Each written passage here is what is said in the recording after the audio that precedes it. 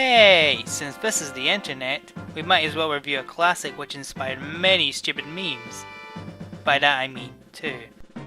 So yeah, here's Star Fox 64.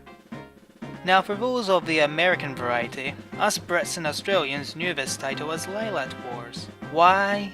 Because of trademark issues which was apparently never resolved as even to this day. When you want to download this title from the Wii's Virtual Console, it's still titled Lylat Wars even though the later games are called Star Fox. But whatever, I grew up calling this game Lylat Wars and it's my review so I'll call it whatever the fuck I want.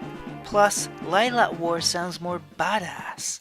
That aside, Lylat Wars is a 3D on-rail shmup game about a band of furries hired by a planet of dogs and badgers to prevent an evil floating monkey head from taking over the Lylat system. Of course! The original Star Fox team, which was led by your father James McLeod, were defeated as one of the members known as Pigma betrays them. Your father was killed, and the only surviving member, Pepe Hare, escapes to warn you about Andros. By the way, Andros is the evil floating monkey head. There's different routes throughout the game, all leading to the planet Venom where Andros awaits, and the routes you take on the game depends on how you finish the previous level. This makes up for the game being short as each playthrough could be different, and the only way of seeing the true ending of the game is to know exactly what you're doing and being perfect in every mission. Otherwise, you'll just get the false ending every time. Truly, this was the game for the hardcore gamers! But what's the point of a game if it doesn't have gameplay? Well, you get heavy rain, but that's besides the point. You control a small ship called an R-Wing, where you can fly around screen, travelling at a set direction and shooting enemy ships. Some missions you'll be flying around in an area, some you'll be using a tank, and there's even an underwater level where you use a submarine. Which I can't show you because I'm too shit. The controls are alright, but if you can, I'd recommend going the extra mile playing the game on the N64. Simply because the Wii Classic controller feels a bit... is clunky. That or use the GameCube controller for the Virtual Console version. Either way is good. Now the character you control is none other than the new leader of Star Fox, Fox McCloud. Along with the hero so courageous he's named after his own species, Fox is assisted by his three teammates, Falco Lombardi, who is an asshole that tries to prove he's got a bigger todger than you. Hey Einstein, I'm on your side! He's also important in order to get the alternate levels in the game. Then there's Pepe Hare, who will give you advice on situations. Try a somersault! Sometimes. And finally you have... Slippy, watch out! Bogey on your tail! Fucking Slippy Toad. Whoa! Help me! Slippy will display the boss's health bar, and will require you to save him time, and time, and time, and time, and time, and time, and time, and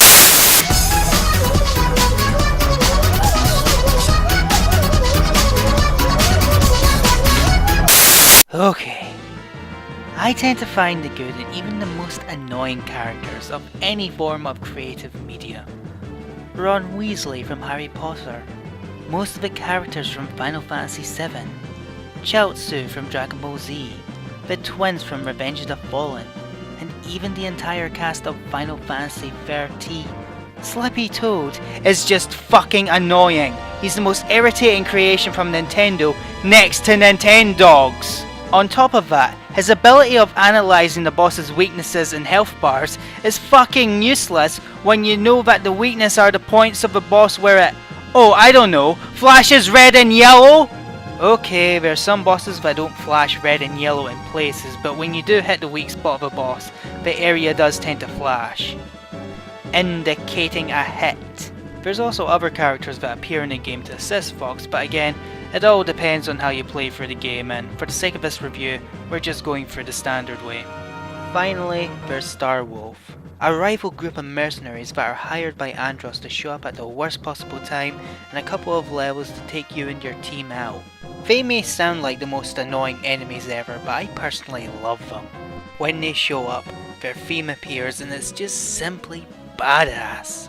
When they appear, you'll have to take out all of Star Wolf within a time limit, usually losing one or two of your teammates in the process. Another interesting thing is that if you fail to defeat them the first time, they'll show up a second time in the game to try and finish the job. Defeat them all the first time, then they're done for the rest of the game. Hell, I don't even mind when the dogfights result in shooting my own teammates in the crossfire. I usually end up shooting that bastard Slippy anyway, so Call it a win-win. You can probably tell the game hasn't aged well graphic-wise, but to be fair, most N64 games are like that. Sure, the graphics are good enough to tell what's going on, but it still looks overall primitive. I remember watching the adverts on TV when I was a kid and remembering how awesome the graphics looked.